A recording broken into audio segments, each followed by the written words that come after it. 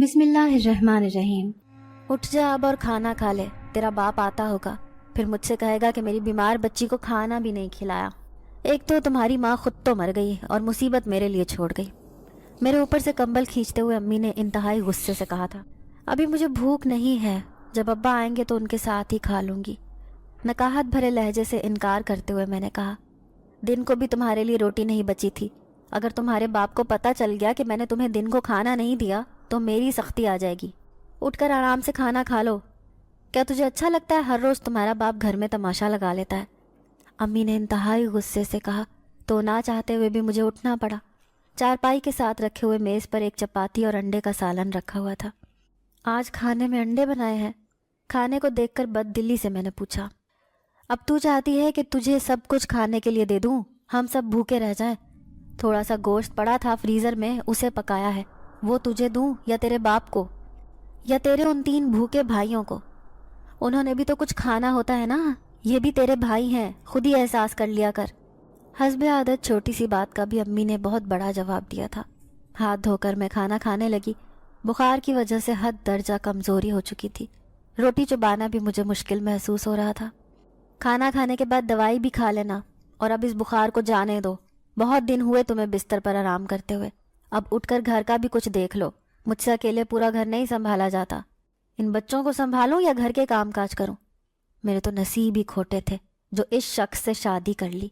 पहले से शादीशुदा एक बच्ची का बाप एक दिन भी सुकून से नहीं गुजरा, और उसे तो अपनी बेटी के अलावा किसी की फिक्र ही नहीं है। अम्मी गुस्से से बोले जा रही थी और ये उनकी आदत थी। जब गुस्से में होती तो बड़बड़ाती रहती थी, खामोश ही नहीं होती थी। मैं अक्सर सोचा करती थी कि मैंने उनका क्या बिगाड़ा है, वो हर वक्त मुझसे क्यों नाराज़ रहती हैं। लेकिन मुझे कभी इस सवाल का जवाब ना मिला। उनका हर हुक्म मानने की कोशिश करती थी। अभी मेरी उम्र सिर्फ 13 बरस थी। घर के काम में हाथ बटाती थी, छोटे भाइयों का ख्याल रखने में भी मदद करती थी। अम्मी ने मुझे कभी घर से बाहर निकलने नहीं दिया था। स्कूल में भी मुझे सहेलियां बनाने की इजाज़त ना थी। मेरी हम उम्र सब लड़कियां एक दूसरे के घर जाती थीं, खेलती थीं। अम्मी तो किसी लड़की को घर भी नहीं आने देती थीं। ये सब कुछ मैं खामोशी से बर्दाश्त कर लेती थी।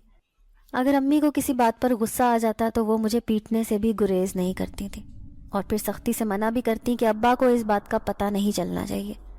मुझे लफ्ज़ सौतेली का मतलब नहीं आता था, लेकिन वक्त गुजरने के साथ और उम्र बढ़ने के साथ साथ मैं अच्छी तरह से इस लफ्ज़ का मतलब समझ चुकी थी। अम्मी जब अपने बेटों से प्यार करती, उनके लिए फ़िक्रमंद होती थी, तो मेरा जी चाहता था वो मुझसे भी ऐसी ही मोहब्बत का इजहार करें। लेकिन ना जाने क्यों उन्हें मुझसे खुदा वास्ते का बैर था। जब भी मेरा दिल उदास होता तो मैं छत पर जाकर बैठ जाती। पूरे घर में छत का वो कोना ही मेरे लिए जाए पनाह थी। जब भी मेरा दिल घबराता था, मैं परेशान होती थी, तो छत पर जाकर खामोशी से बैठ जाती। अब्बा शाम के वक्त घर आए तो सबसे पहले मेरी खैरियत दरियाफ्त की।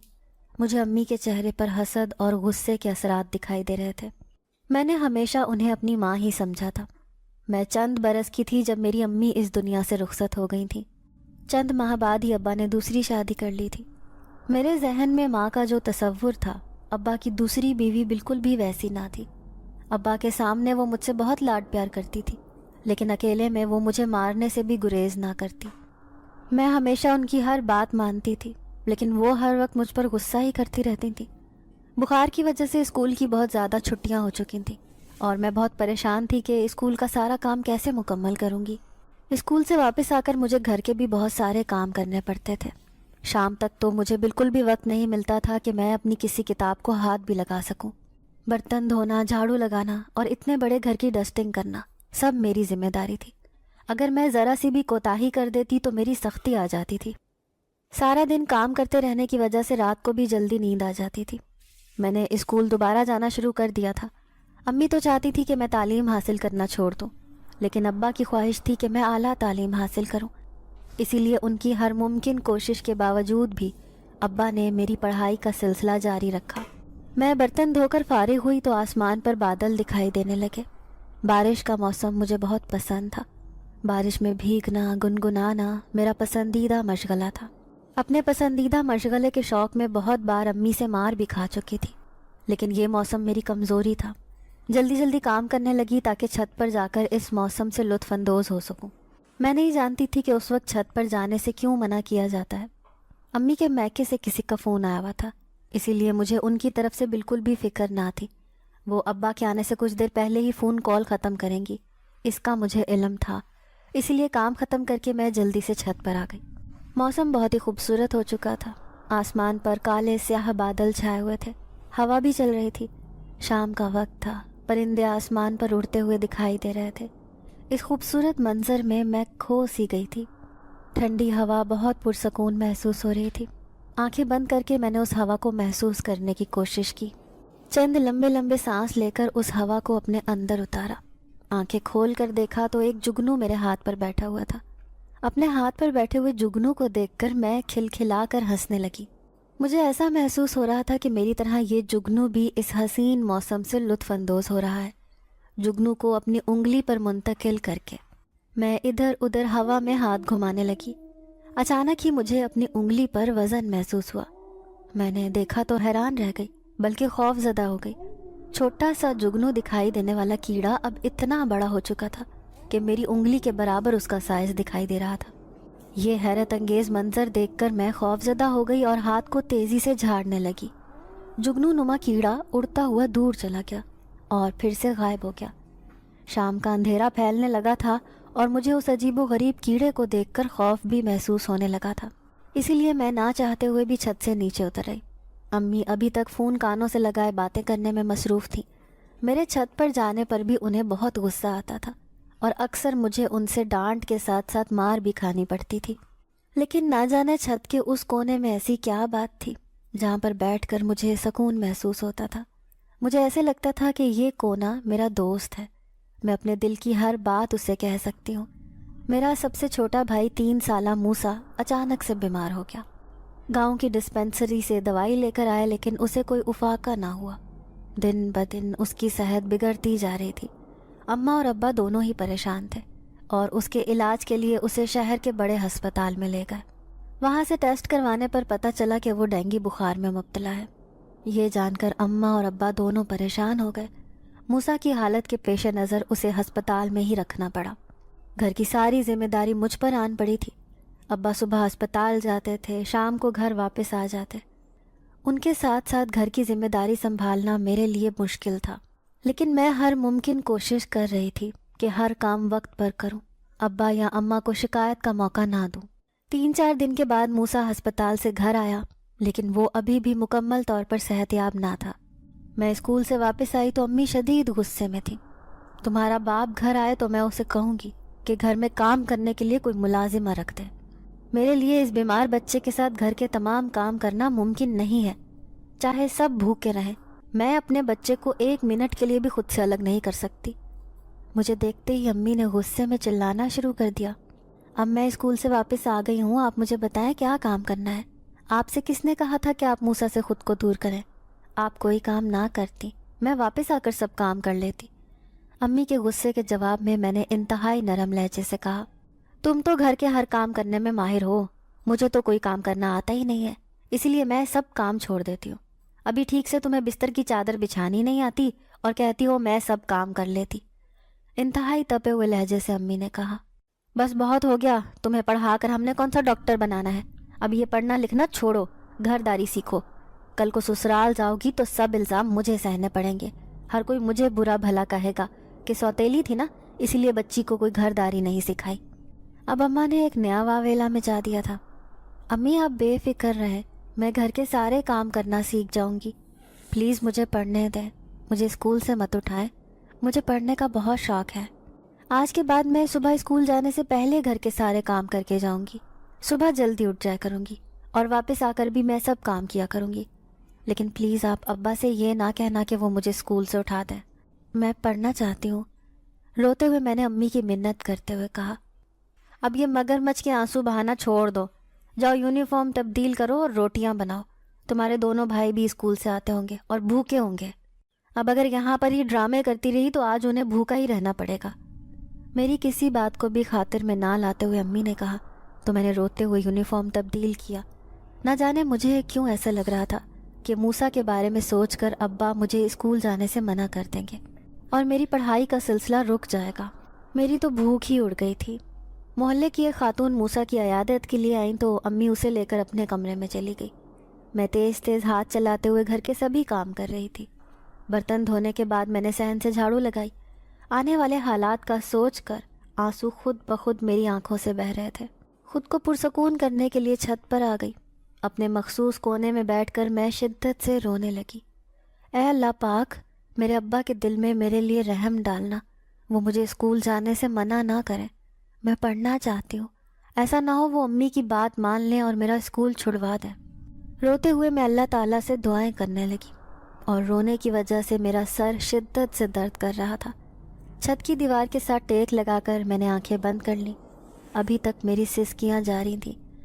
اچانک ہی مجھے ایسے محسوس ہوا جیسے کوئی انتہائی نرم ہاتھوں سے میرا سر دبا رہا ہے۔ مجھے اتنا سکون محسوس ہو رہا تھا کہ آنکھیں کھولنا بھی مجھے تکلیف دے رہا تھا۔ انتہائی نرم اور گرم انگلیوں کے لمس سے میرا سر درد کم ہونے لگا اور مجھے نیند آنے لگی۔ بوجھل پلکیں اٹھا کر میں نے ارد گرد دیکھنے کی کوشش کی، لیکن کوئی بھی دکھائی نہ دیا۔ مجھے ارد گرد کی کوئی خبر نہ رہی، شاید میں سو گئی تھی۔ نہ جانے میں کتنی دیر عالم بے خودی میں دیوار کے ساتھ ٹیک لگا کر بیٹھی رہی۔ شور کی آواز پر میری آنکھ کھلی تو حماس اور وقاص چھت پر آئے ہوئے تھے اور کھیل رہے تھے۔ انہی کے شور کرنے پر میری آنکھ کھل گئی تھی، لیکن میرا سر درد ختم ہو چکا تھا۔ میں حیران نظروں سے چھت پر ادھر ادھر دیکھنے لگی۔ مجھے کچھ سمجھ نہیں آ رہی تھی کہ میرے ساتھ کیا ہو رہا ہے۔ مجھے یقین نہیں آ رہا تھا کہ میرے سر کا درد اچانک غائب ہو گیا ہے۔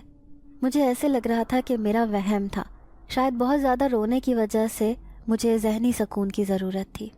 آنکھیں بند کرتے ہی مجھے سکون محسوس ہونے لگا تھا۔ شور مت کرو، تم دونوں جانتے ہو نا کہ موسیٰ کی صحت ٹھیک نہیں ہے۔ تمہارے شور کرنے پر اس کا بھی جی چاہے گا کہ وہ تم دونوں کے ساتھ مل کر کھیلے، لیکن وہ تو اتنا کمزور ہو چکا ہے، کیسے کھیلے گا؟ حماس اور وقاص کو اپنے ساتھ لگاتے ہوئے میں نے پیار بھرے لہجے سے کہا۔ مجھے اپنے بھائیوں سے بہت پیار تھا، میں ان کا ہر کام بہت دل سے کرتی تھی۔ میرے سمجھانے پر بھی انہیں کوئی اثر نہ ہوا اور وہ اپنی بال کے ساتھ کھیل رہے تھے، خوش ہو رہے تھے۔ شام کو ابا گھر واپس آئے تو اماں نے انہیں بھی کہہ دیا کہ وہ بیمار بچے کے ساتھ گھر نہیں سنبھال سکتی، اسی لیے شگفتہ کو اسکول سے اٹھا لیں تاکہ وہ گھر کے کاموں میں میری مدد کر سکے۔ اسکول سے واپس آ کر وہ گھر کے بہت سارے کام کرتی ہے۔ اب 13 سال کی بچی سے تم کیا چاہتی ہو؟ اس سے زیادہ تو وہ کچھ نہیں کر سکتی۔ تم نہ جانے کیوں اس کی پڑھائی کے پیچھے پڑی ہوئی ہو۔ امی کی بات سے اختلاف کرتے ہوئے ابا نے کہا، اگر آپ کو بیمار بچے کے ساتھ گھر کے سب کام کرنے پڑیں تو پھر میں آپ سے پوچھوں کہ گھر کی ذمہ داری پوری کرنا کتنا مشکل ہے۔ آپ کو تو ہر کام وقت پر چاہیے ہوتا ہے، کپڑے دھلے ہوئے، استری ہوئے کھانا وقت پر تیار ہو۔ آپ کو کیا پتا کہ مجھے موسیٰ کو کتنا رلانا پڑتا ہے، تب جا کر یہ سب کام ہوتے ہیں۔ اللہ خیر کرے گا، چند دن میں بچہ ٹھیک ہو جائے گا، پھر تم خود ہی اپنے گھر کو اچھی طرح سے سنبھال لو گی۔ چھوٹی سی بچی پہلے ہی بہت زیادہ کام کرتی ہے، مجھے یہ خیال ہوتا ہے کہ تم پر 3 بچوں کی ذمہ داری ہے، ورنہ میں کبھی بھی اپنی بیٹی کو اتنے زیادہ کام نہ کرنے دوں۔ بن ماں کی بچی ہے، کچھ خیال کیا کرو، کل کو خدا کے سامنے جواب بھی دینا ہوگا۔ ابا نے نپے تلے الفاظ میں امی کو سمجھاتے ہوئے کہا۔ ایسا بہت کم ہوتا تھا کہ ابا اماں کی کسی بات سے انکار کرتے۔ اس وقت امی شدید غصے میں آ چکی تھیں، انتہائی خون خوار نگاہوں سے میری طرف دیکھ رہی تھیں۔ اتوار کا دن تھا، اسکول سے چھٹی تھی۔ صبح سویرے امی نے جگا دیا۔ میں کپڑے دھلانے میں امی کی مدد کرنے لگی۔ امی سب کام بہت جلدی جلدی کر رہی تھیں۔ سب کام جلدی سے کرو، زلیخا آ رہی ہے۔ جب سے اسے پتہ چلا ہے کہ موسیٰ کی صحت خراب ہے، وہ آنے کی تیاری کر رہی تھی۔ کپڑے دھونے کے بعد امی نے مجھے زلیخا خالہ کے آنے کی اطلاع دی۔ وہ امی کی بڑی بہن تھیں اور دوسرے شہر میں رہتی تھیں۔ سال میں ایک بار وہ ہمارے گھر چند دنوں کے لیے اپنے 3 بچوں کے ساتھ رہنے کے لیے ضرور آتی تھیں۔ ان کی بیٹی سمیرہ کے ساتھ تو میری بہت اچھی دوستی بھی تھی، لیکن آنٹی زلیخا بھی مجھے بہت برا سمجھتی تھیں۔ وہ خود سے مجھے کبھی مخاطب بھی نہیں کرتی تھیں۔ مجھے تو ایسا لگتا تھا انہیں میرا نام بھی نہیں آتا۔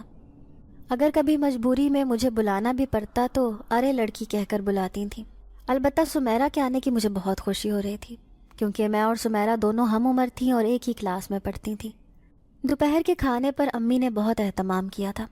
امی کھانا بنا رہی تھیں، اسی لیے موسیٰ مجھے سنبھالنا پڑ رہا تھا۔ موسیٰ کی طبیعت پہلے سے بہت بہتر تھی، لیکن وہ بہت چڑچڑا ہو چکا تھا۔ یہی چاہتا تھا کہ بس ماں کی گود میں بیٹھا رہے۔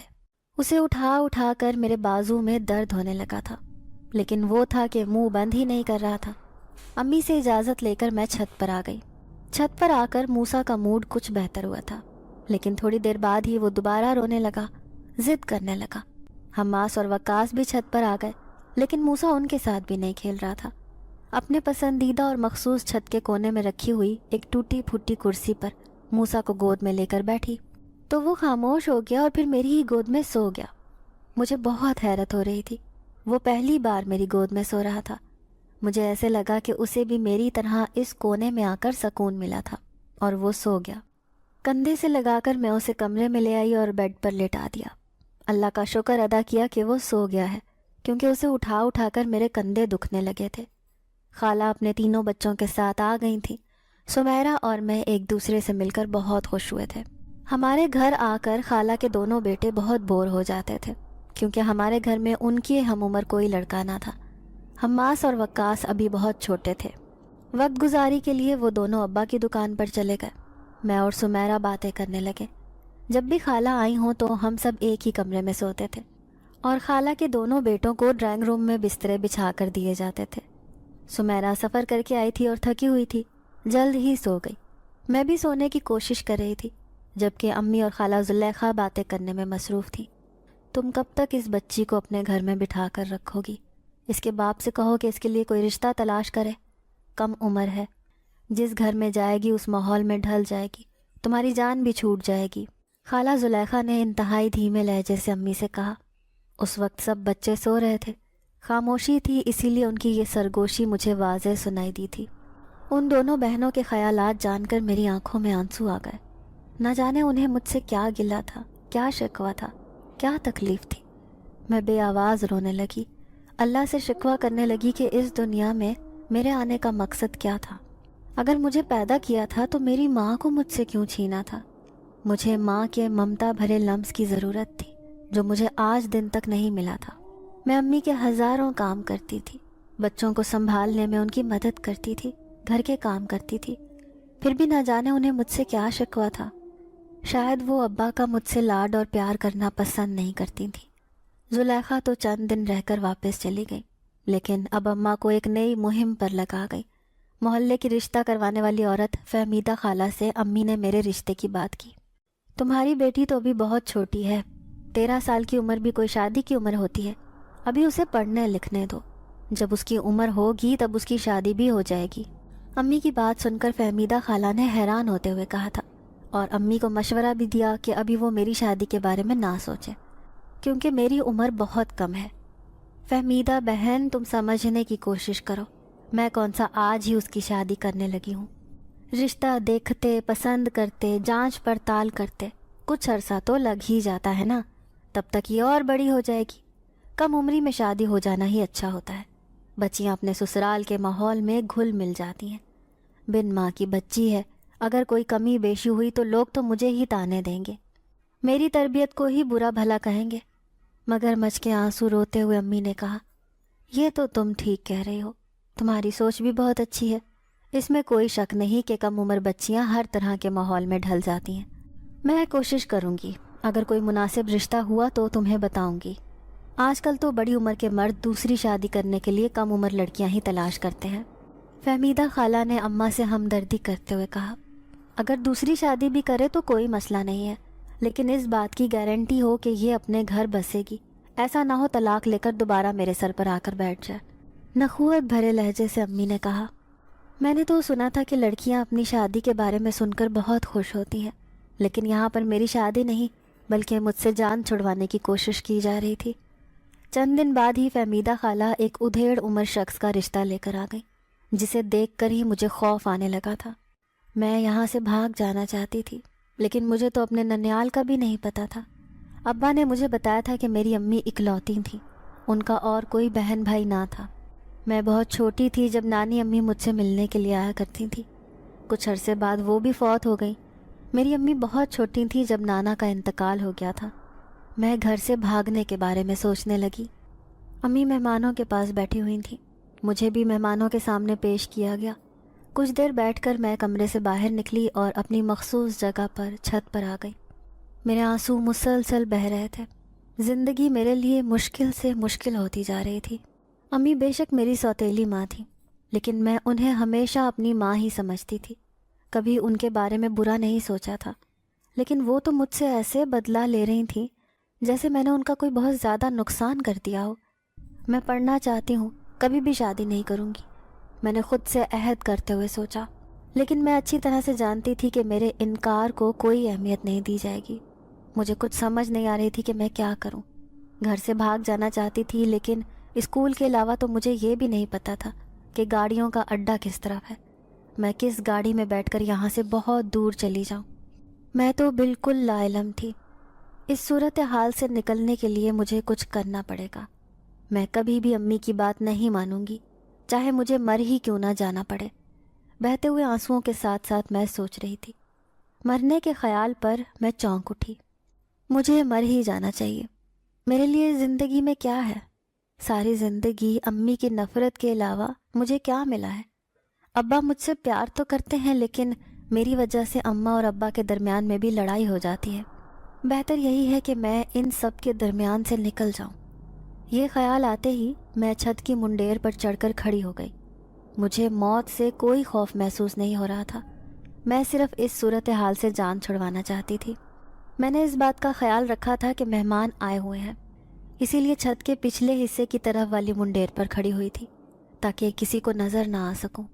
میری گمشدگی پر جب مجھے تلاش کریں گے تو میری لاش مل جائے گی۔ ایک نظر چھت پر ڈالتے ہوئے میں نے سوچا۔ میں نے آنکھیں بند کر لیں اور چھلانگ لگانے ہی والی تھی جب مجھے ایسے محسوس ہوا کہ میرے پاؤں دیوار کے ساتھ چپک گئے ہیں۔ میں چاہ کر بھی اپنے قدم اٹھا نہیں پا رہی تھی۔ میں اپنی پوری طاقت لگا رہی تھی، لیکن میرے پاؤں تو چھت کی منڈیر کے ساتھ چپکے ہوئے تھے۔ اگر اس وقت کوئی مجھے یوں کھڑا دیکھ لیتا تو حیرت زدہ رہ جاتا۔ اس کے ذہن میں میرے حوالے سے نہ جانے کیا کیا خیالات آتے، کیونکہ میں بالکل اپنی چھت کے کنارے پر کھڑی تھی، اپنی پوری طاقت استعمال کر رہی تھی، لیکن اپنی جگہ سے ہل بھی نہیں پا رہی تھی۔ کنارے پر کھڑے ہونے کا مطلب تھا کہ ذرا سی بھول چوک پر انسان چھت سے نیچے جا گرے، لیکن میں تو بدستور کھڑی ہی تھی۔ حیران نظروں سے میں اپنے چپکے ہوئے پاؤں کو دیکھ رہی تھی، جب مجھے ایسے محسوس ہوا کہ میرے پاؤں ہوا میں اوپر کی طرف بلند ہو رہے ہیں۔ تھوڑا سا بلند ہونے کے بعد میں آہستہ آہستہ واپس چھت کی طرف آنے لگی۔ مجھے خود پر کوئی کنٹرول نہیں تھا، مجھے ایسے لگ رہا تھا جیسے کوئی اور مجھے چلا رہا ہے۔ خوف اور حیرت سے میری آنکھیں پھٹی کی پھٹی رہ گئی تھیں۔ یہ ایک ایسا حیرت انگیز منظر تھا جسے عقل انسانی ماننے کے لیے تیار ہی نہ تھی۔ ہوا میں اڑتی ہوئی میں آرام سے زمین پر اتر گئی۔ اب میرا فریز ہوا جسم حرکت کرنے کے قابل ہو چکا تھا۔ میں ادھر ادھر گردن گھما کر دیکھنے لگی، لیکن کوئی بھی دکھائی نہ دیا۔ مجھے خوف آنے لگا، یہاں پر میرے علاوہ بھی کوئی موجود تھا۔ مجھے کسی کی موجودگی کا احساس ہو رہا تھا، ایسا لگ رہا تھا کوئی بہت ہی غصے سے مجھے دیکھ رہا ہے۔ یہ خیال آتے ہی میں خوف سے تھر تھر کانپنے لگی۔ تیزی سے چھت سے نیچے جانے کے لیے سیڑھیوں کی طرف بھاگی۔ اپنے کمرے میں آ کر ہی سکون کا سانس لیا۔ خوف کے مارے میرے سارے جسم پر رونگٹے کھڑے ہو چکے تھے۔ بہت دیر تک میرا جسم خوف سے کانپتا رہا۔ پانی پی کر میں نے خود کو نارمل کرنے کی کوشش کی۔ میرا دل ابھی تک زور زور سے دھڑک رہا تھا۔ میں نے سنا تھا کہ رات کے وقت ہماری چھت پر کسی کی موجودگی کا احساس ہوتا ہے۔ میں بچپن سے اسی گھر میں رہ رہی تھی، مجھے تو کبھی ایسا کوئی احساس نہیں ہوا تھا، لیکن اماں اور ابا اکثر باتیں کیا کرتے تھے کہ آج رات کو چھت پر کسی کے قدموں کی آوازیں سنائی دے رہی تھیں۔ ایسا لگ رہا تھا کہ کوئی عورت چھت پر چل رہی تھی جس نے گھنگرو بھی باندھے ہوئے تھے۔ کبھی کسی کے ہنسنے کی آوازیں، کبھی کسی کے رونے کی آوازیں سنائی دیا کرتی تھیں، لیکن میں آج تک ایسی کوئی آواز نہ سن سکی، اسی لیے کبھی ایسی باتوں پر دھیان نہ دیا۔ لیکن آج مجھے ایسے لگ رہا تھا کہ یہ سب باتیں سچ تھیں۔ چھت پر کوئی دوسری مخلوق بھی بستی ہے۔ شام کو ابا گھر آئے تو اماں نے بہت محبت بھرے انداز سے ان کا استقبال کیا۔ آج کھانا بھی ان کی پسند کا بنایا گیا تھا۔ میں جانتی تھی کہ یہ سب خوشامدیں کس لیے کی جا رہی ہیں۔ ابا سے اپنی بات منوانے کے لیے اماں اکثر ایسے ہی کیا کرتی تھیں۔ میں منتظر تھی کہ امی ابا کو میرے لیے آنے والے رشتے کے بارے میں بتائیں، لیکن انہوں نے میرے سامنے کوئی بات بھی نہ کی۔ میں اپنے کمرے میں لیٹی ہوئی تھی اور سونے کی کوشش کر رہی تھی جب اچانک ہی امی اور ابا کے کمرے سے اونچی اونچی آوازیں سنائی دینے لگی۔ ابا بہت غصے سے بول رہے تھے۔ آج تو امی بھی کوئی لحاظ نہیں کر رہی تھیں، ابا کو دو بدو جواب دے رہی تھیں۔ تم نے یہ سوچا بھی کیسے کہ میری معصوم چھوٹی سی بچی کو تم ایک اتنی بڑی عمر کے مرد کے ساتھ بیاہ دو گی؟ اور میں تمہیں کچھ بھی نہیں کہوں گا، آخر تمہیں اس معصوم کے ساتھ کیا مسئلہ ہے؟ اس نے تمہارا کیا بگاڑا ہے؟ کیوں اس کی زندگی تباہ کرنے پر تلی ہوئی ہو؟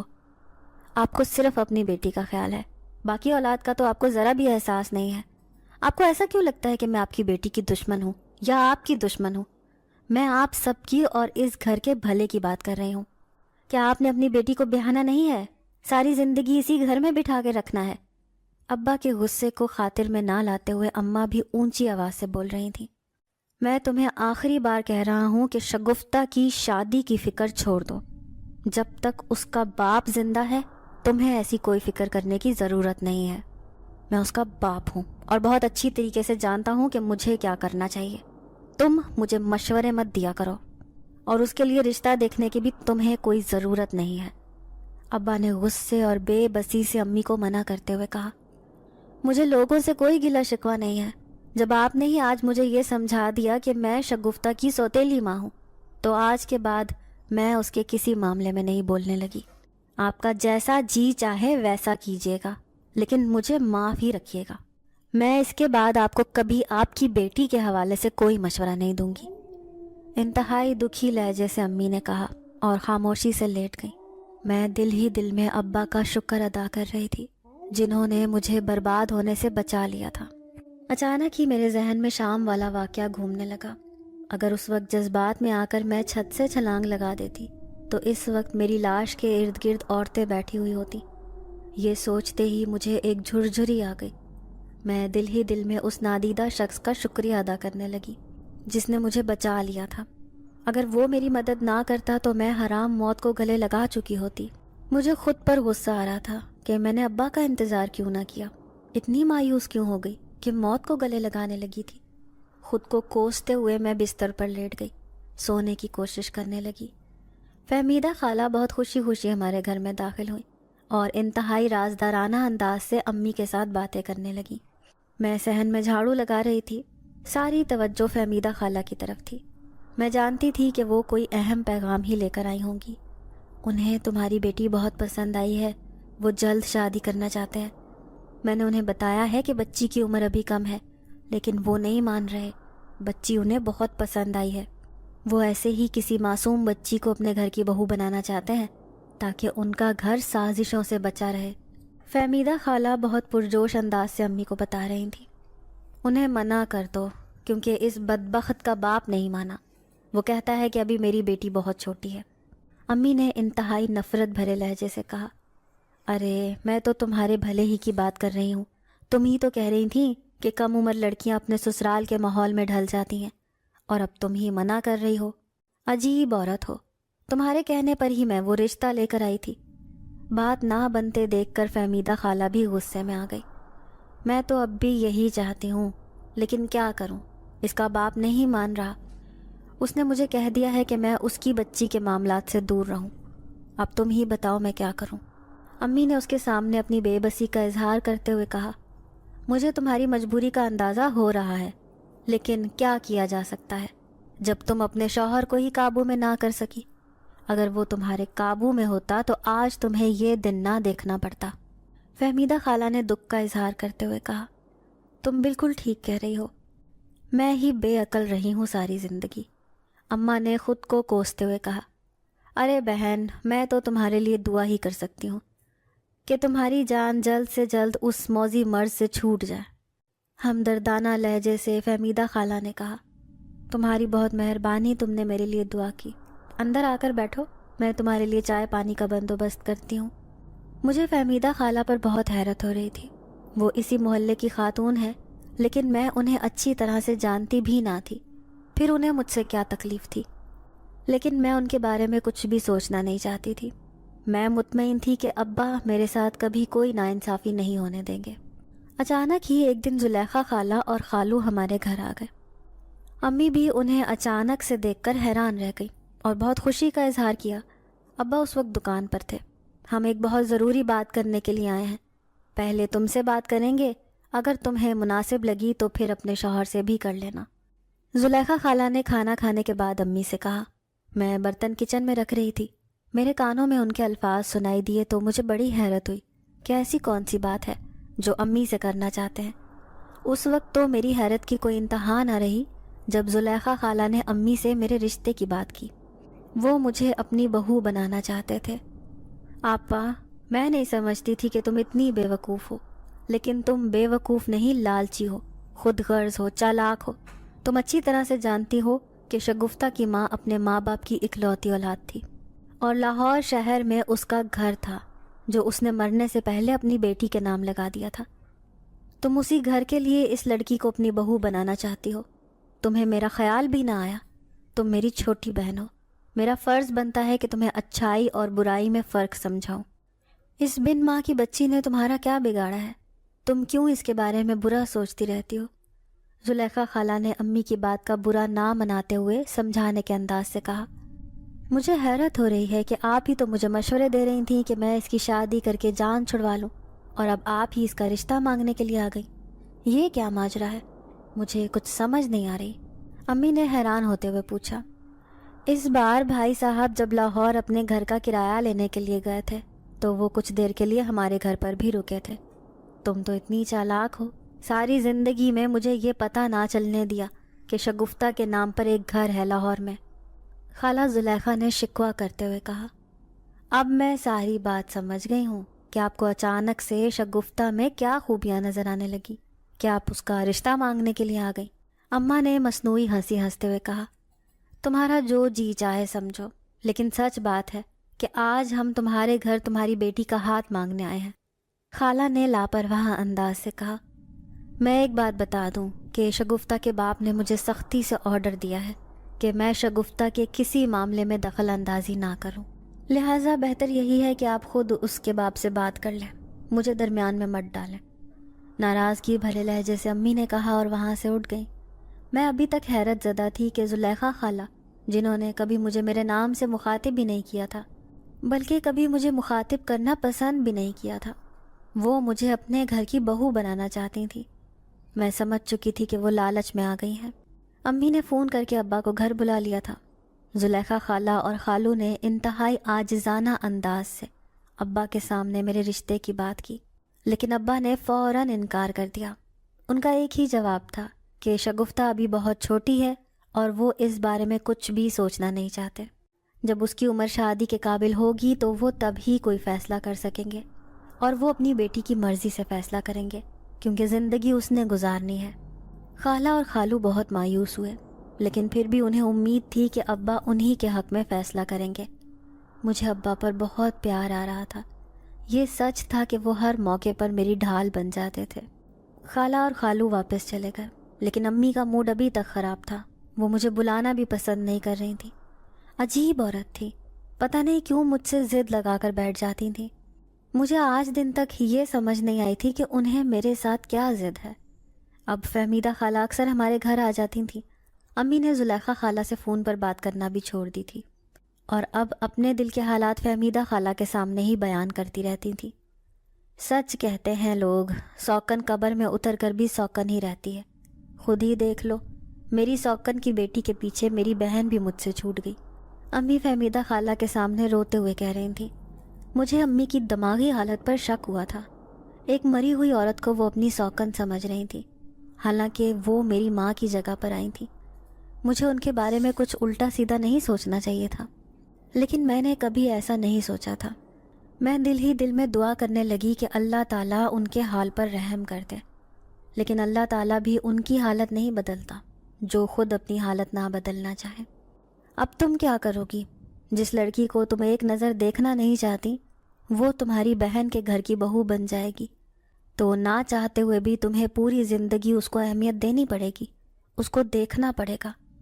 ہمدردی کی آڑ میں فہمیدہ خالہ یہ بھی بھول جاتی تھی کہ ان کے الفاظ میرے لیے کتنے تکلیف دہ ہوتے ہیں۔ شاید میری قسمت میں ہی یہ سب کچھ لکھا ہوا ہے۔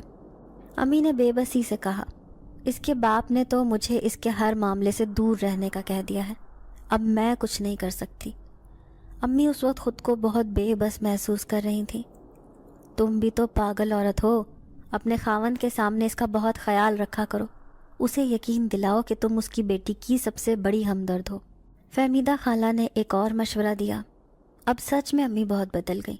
وہ نہ صرف میرے کھانے پینے کا خیال رکھنے لگی، بلکہ میرے لیے اچھے اچھے نئے کپڑے بھی بنوا لیے تھے۔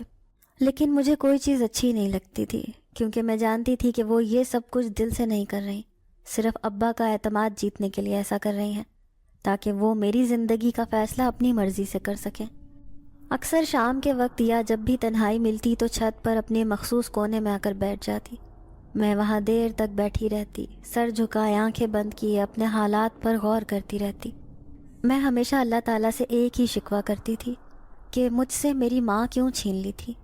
مجھے ماں کی محبت چاہیے تھی، جس کے لیے میں ساری زندگی تڑپتی رہی۔ غم سے میرا دل پھٹا جا رہا تھا اور میں زاروں قطار رو رہی تھی، جب اچانک سے ہی مجھے اپنے بالکل قریب ایک اونچی آواز سنائی دی۔ ایسا لگتا تھا کہ کوئی زور سے چیخا ہے۔ اپنا رونا بھول کر میں آواز کی طرف متوجہ ہو گئی، لیکن دوبارہ سے پھر ویسی آواز سنائی نہ دی۔ کچھ دیر تک میں دوبارہ آواز سننے کے لیے چوکنا رہی، لیکن خاموشی ہی خاموشی تھی۔ لیکن وہ آواز مجھے ابھی تک اپنے کانوں میں محسوس ہو رہی تھی۔ اپنے آس پاس کسی کی موجودگی کو محسوس کرتے ہوئے میں جلدی سے چھت سے نیچے اتر آئی۔ موسم تبدیل ہوا تو امی نے بازار جا کر کپڑے خریدنے کا فیصلہ کیا۔ ابا سے پیسے لیے اور مجھے بھی اپنے ساتھ بازار لے کر گئی۔ میں ان کی سازش سے واقف نہ تھی، میں پہلی بار بازار آئی تھی، اسی لیے بہت حیران اور پریشان تھی۔ اچانک ہی امی اور بھائی نہ جانے کہاں چلے گئے۔ میں بازار میں اکیلی رہ گئی۔ میں رونے لگی، کیونکہ خود کو بہت اکیلی اور غیر محفوظ تصور کر رہی تھی۔ لوگ حیران نظروں سے میری طرف دیکھتے، بار بار مجھ سے پوچھتے کہ کیا ہوا ہے، کیوں رو رہی ہو۔ میں نہیں جانتی تھی کہ امی میری دشمنی میں اس حد تک بڑھ جائیں گی کہ مجھے بازار میں اکیلا چھوڑ دیں گی۔ مجھے تو اپنے گھر واپس جانے کا راستہ بھی نہیں آتا تھا۔ اچانک ہی ایک آدمی میرے قریب آیا اور انتہائی پیار بھرے لہجے میں پوچھا کہ میں کیوں رو رہی ہوں۔ اس کے لہجے کی مٹھاس کو محسوس کرتے ہوئے میں نے اسے بتایا کہ میں اپنے گھر کا راستہ بھول گئی ہوں۔ اصل بات پھر بھی نہ بتائی کہ میری سوتیلی ماں مجھے جان بوجھ کر یہاں چھوڑ گئی ہے۔ وہ مجھ سے میرے گاؤں کا نام اور میرے والد کا نام پوچھنے لگا۔ میں نے جب اسے بتایا تو ہنسنے لگا، کہنے لگا کہ بے فکر رہو، تمہارا باپ تو میرا بہت اچھا دوست ہے، میں اسے بہت اچھے طریقے سے جانتا ہوں۔ تم میرے ساتھ چلو، میں ابھی تمہیں تمہارے گھر پہنچا دوں گا۔ میرے پاس گاڑی بھی ہے۔ مجھے سمجھ نہیں آ رہی تھی کہ میں کیا کروں، مجھے اس پر یقین کرنا چاہیے یا نہیں، لیکن میرے پاس اس کے سوا کوئی دوسرا راستہ نہ تھا۔ میں شش و پنج میں مبتلا تھی، لیکن اس کی بات ماننا پڑی۔ ایک خوبصورت گاڑی میں بیٹھ کر ہم نے سفر کا آغاز کیا۔ کیا آپ میرے گاؤں جا رہے ہیں؟ مجھے میرے گھر لے کر جا رہے ہیں؟ حیران ہوتے ہوئے میں نے پوچھا۔ ہاں ہاں پیاری لڑکی، میں تمہیں تمہارے گھر لے کر جا رہا ہوں، تم پریشان مت ہو، میں تمہیں تمہارے باپ کے پاس حفاظت سے پہنچا دوں گا۔ میری پریشانی اور خوف کو محسوس کرتے ہوئے اس آدمی نے انتہائی محبت بھرے لہجے سے کہا۔ تھوڑی دیر کے بعد ہم اپنے گاؤں میں داخل ہو رہے تھے۔ اپنے گاؤں کو دیکھ کر مجھے یقین ہو چکا تھا کہ یہ فرشتہ صفت انسان میری مدد کر رہا تھا۔ اس سے پہلے مجھے یہی شک تھا کہ وہ مجھے کہیں اور نہ لے جائے۔ جب میں گھر کے دروازے سے اندر داخل ہوئی تو محلے کی بہت سی خواتین ہمارے گھر میں موجود تھیں۔ ابا بہت پریشان تھے، امی زاروں قطار رو رہی تھیں۔ اچانک سے مجھے سامنے دیکھ کر رونا بھول گئی اور حیرت بھری نظروں سے مجھے دیکھنے لگی۔ کئی لمحوں تک تو انہیں اپنی آنکھوں پر یقین ہی نہیں آ رہا تھا کہ میں ان کے سامنے کھڑی ہوں۔ پھر اچانک وہ آگے بڑھیں اور مجھے اپنے گلے سے لگا کر شدت سے رونے لگیں۔ مجھے ان کی اس ایکٹنگ پر بہت غصہ آ رہا تھا۔ ابا نے مجھے اپنے سامنے دیکھا تو خود پر قابو نہ پا سکے، گلے سے لگا لیا اور خوب روئے۔ میرے آنسو بھی تھم نہیں رہے تھے۔ یہ آپ کے دوست مجھے لے کر آئے ہیں، میں ان کی بہت شکر گزار ہوں، آپ بھی شکریہ ادا کریں، میں نے اپنے پیچھے کھڑے آدمی کی طرف اشارہ کرتے ہوئے کہا۔ تو ابا حیران نظروں سے دیکھنے لگے، کیونکہ پیچھے تو کوئی بھی نہ تھا۔ وہ شخص کہاں چلا گیا تھا؟ میں اس کو ادھر ادھر تلاش کرنے لگی۔ باہر گلی میں اس کی گاڑی بھی نہیں کھڑی تھی۔ سب اس فرشتہ صفت انسان کو دعائیں دینے لگے، لیکن میں حیران تھی کہ وہ چلا کہاں گیا۔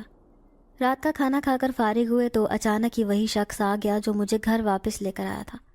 میں اسے دیکھ کر بہت خوش ہوئی، ابا کو بتایا کہ یہ آپ کے دوست ہیں، لیکن ابا حیران نظروں سے اسے دیکھنے لگے، جس پر وہ شخص مسکرانے لگا۔ میں اچھی طرح سے جانتا ہوں کہ آپ کی بیٹی کو شہر کون چھوڑ کر آیا تھا۔ دن کے وقت یہاں پر بہت سی خواتین جمع تھیں جن کے سامنے میں کوئی ایسی بات نہیں کرنا چاہتا تھا جس سے آپ کی بے عزتی ہو جاتی۔ میں نے آپ کی بیٹی سے جھوٹ بولا تھا کہ میں آپ کا دوست ہوں، لیکن یہ سچ ہے کہ میں بھی برسوں سے اسی علاقے میں آباد ہوں۔ آپ کے گھر سے پچھلی طرف بنے ہوئے کھیتوں اور ان کے کناروں پر لگے ہوئے درختوں پر برسوں سے ہم آباد ہیں۔ آپ کو یہ جان کر حیرت ہوگی کہ ہم آپ کی طرح انسان نہیں ہیں، بلکہ میں ایک جن ذات ہوں۔ بدقسمتی سے اللہ تعالیٰ نے مجھے اولاد کی نعمت سے محروم رکھا ہے۔ میں بچپن سے ہی آپ کی اس بیٹی کو دیکھتا آ رہا ہوں۔ اس نے بہت دکھ اور تکلیفیں دیکھی ہیں، لیکن کبھی کوئی شکوہ یا شکایت نہ کی۔ سوتیلی ماں کو بھی ہمیشہ سگی ماں ہی سمجھا ہے اور سوتیلے بھائیوں سے بھی بہت پیار کیا ہے، لیکن بدلے میں اس کی سوتیلی ماں نے کیا کیا؟ اسے شہر چھوڑ آئی تاکہ اس سے جان چھوٹ جائے۔ یہ حسد اور جلن میں اتنی اندھی ہو چکی تھی کہ اسے یہ بھی خیال نہ رہا کہ بیٹی کے گم ہونے پر اس کے خاوند پر کیا گزرے گی۔ یہ تو اللہ تعالیٰ نے مجھے اس لڑکی کی مدد کے لیے بھیج دیا، ورنہ نہ جانے کیا کچھ دیکھنا پڑتا۔ وہ شخص بلا رکے بولے جا رہا تھا اور ہم سب حیرت بھری نگاہوں سے اس کو دیکھتے ہوئے سن رہے تھے۔ مجھے تو اور کوئی بات یاد ہی نہ رہی جب مجھے یہ پتہ چلا کہ وہ کوئی انسان نہیں بلکہ جن ذات ہے۔ اگر میں آپ کی بیٹی کو نہ بچاتا تو وہ کچھ ہی عرصے پہلے خودکشی کرنے لگی تھی، لیکن میں نے اسے بچا لیا۔ اگر اس وقت بھی میں بر وقت نہ پہنچتا تو اللہ ہی بہتر جانتا ہے کہ کیا ہوتا۔ آپ اپنی بیٹی کا بہت خیال رکھتے ہیں، لیکن شاید آپ کی بیوی کو اس بات کا یقین ہے کہ اسی دنیا میں ہی اسے سب کچھ مل جائے گا، آخرت میں اسے کسی چیز کی ضرورت نہیں ہوگی۔ امی کی طرف دیکھتے ہوئے اس شخص نے طنزیہ انداز سے کہا، میں نے تم سے کتنی بار کہا ہے کہ میری بیٹی میں میری جان بستی ہے، لیکن تم کیسی کم عقل عورت ہو کہ ایک چھوٹی سی بچی کو اپنا دشمن خیال کرتی ہو۔ ابا نے اماں کی طرف دیکھتے ہوئے نفرت سے کہا، آپ کا بہت بہت شکریہ، اللہ تعالیٰ نے آپ کو ہمارے لیے واقعی رحمت کا فرشتہ بنا کر بھیجا ہے۔ اگر آپ نہ ہوتے تو نہ جانے کیا ہو جاتا، یہ تو اللہ ہی بہتر جانتا ہے، لیکن میں اللہ تعالیٰ کا شکر گزار ہوں جس نے آپ کے دل میں رحم ڈال دیا۔ ابا نے اس شخص کا انتہائی دل سے شکریہ ادا کرتے ہوئے کہا، اولاد اللہ تعالیٰ کی بہت بڑی نعمت ہے، یہ اس سے پوچھو جس کے پاس نہیں ہے۔ میں بچپن سے ہی اس بچی کو دیکھتا آ رہا ہوں اور بہت بار میں نے اس کو اٹھایا بھی ہے، لیکن تب یہ بہت چھوٹی تھی۔ میں ایک جن ذات ہوں، لیکن اللہ تعالیٰ نے میرے دل میں اس بچی کے لیے باپ جیسی محبت ڈال دی۔ تم نے تو اسے پالا بھی ہے، کیا تمہارے دل میں اس کے لیے کوئی محبت نہیں ڈالی؟ جن ذات نے اماں کی طرف دیکھتے ہوئے افسوس بھرے لہجے سے پوچھا، میری بیٹی مجھے معاف کر دو، نہ جانے مجھے کیا ہو گیا تھا، میری آنکھوں پر پٹی بندھ گئی تھی، میری عقل ختم ہو گئی تھی، میں پاگل تھی جو ایک چھوٹی سی بچی کو اپنا دشمن سمجھنے لگی۔ مجھے ایسا نہیں کرنا چاہیے تھا، مجھے سمجھ ہی نہیں آ رہی کہ میں تمہیں اپنا دشمن کیوں سمجھتی تھی۔ اللہ تعالیٰ مجھے معاف کر دے، تم بھی مجھے معاف کر دو۔ امی نے روتے ہوئے مجھ سے معافی مانگی۔ وہ جن ذات غائب ہو گیا تھا۔ ابا بہت غصے میں گھر سے باہر چلے گئے۔ امی مجھ سے بہت شرمندہ تھیں، لیکن میں نے انہیں دل سے معاف کر دیا تھا، کیونکہ میں نے انہیں کبھی بھی اپنی سوتیلی ماں نہیں سمجھا تھا۔ مجھے تو اپنی سگی ماں کی شکل بھی اچھی طرح سے یاد نہ تھی، ہمیشہ سے انہیں ہی اپنی ماں کے روپ میں دیکھا تھا، اسی لیے میں ان کے بارے میں کبھی برا نہیں سوچ سکتی تھی۔ میں اس جن ذات کی بھی شکر گزار تھی جس نے میری ماں مجھے واپس لوٹا دی تھی۔ میں ہر نماز میں اس کے لیے دعا کرتی تھی کہ اللہ تعالیٰ اس پر اپنی رحمت نازل فرمائے۔ یہ سچ ہے کہ کسی کی مدد کرنے کے لیے کوئی رشتہ ہونا ضروری نہیں، محبت کے رشتے سے بڑھ کر کوئی رشتہ نہیں ہوتا۔ میں اس بات کو سمجھ چکی تھی۔ ناظرین، اگر آپ کو آج کی یہ کہانی اچھی لگی ہو تو ویڈیو کو لائک ضرور کریں۔ اگر آپ کو ایسی دہشت ناک دل کو جکڑ دینے والی کہانیاں پسند ہیں تو ایسی ایک کہانی روزانہ سننے کے لیے ہمارے چینل کو سبسکرائب کریں۔ اجازت چاہتے ہیں، اللہ حافظ۔